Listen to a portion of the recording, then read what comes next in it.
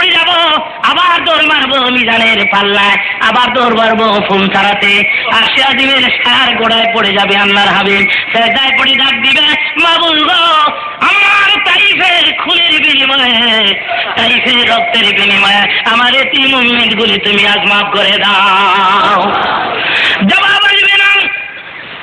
নবী আমার দিকে বলবে, আল্লাহ জবাব যদি তুমি না দাও, উহুদের ভাঙা দাঁত দুটা কোথায়?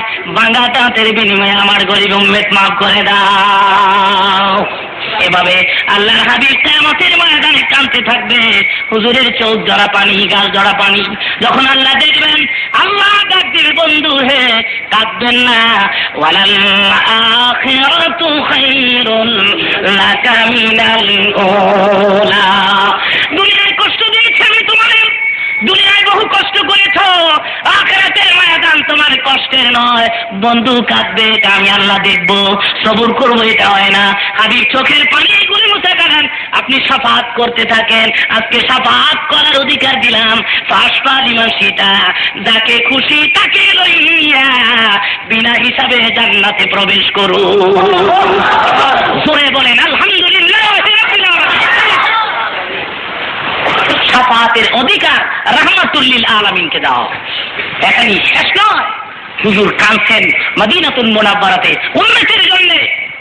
কিতাব তার প্রমাণ করেছে, মদিনায় 3 দিন পর্যন্ত রাসূলের খবর ছিল না। ওমর ফারুক 3 দিন পরে তরবারি হাতে নিয়ে দাঁড়ায় বলছে, এরা মদিনার মুনাফিকরা, বলাছেন কোথায়? কিছুক্ষণের মধ্যে যদি রাসূলের খবর না দিতে পারো, মদিনার একটা মুনাফিক ওমরের তরবারির আঘাত থেকে বাঁচতে পারবে না।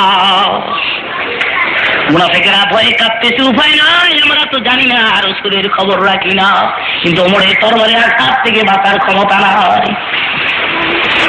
আবু বকর ডেকে বলে, ওমর তরবারি করো না, রাসূলের তালাশে বের হয়ে যায়।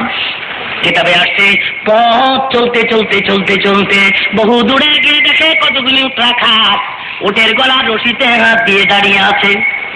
আর পাশে দাঁড়ায় আবু বকর ডেকে বলে, রাখালেরা রে, পথ দিয়ে দিনের রসুল যাইতে দেখছ তুমি? ও রাখালেরা বলে, কি নাম তোমাদের? তোমাদের চিনি না, তোমাদের জানি না। আমার নাম আবু বকর, আমার ভাই ওমর। আবু বকর ওমর আল্লাহর হাবিবকে চিনি না, তবে তোমাদের হাতে দড়ি, পায়ে দড়ি। এরে আবু বকর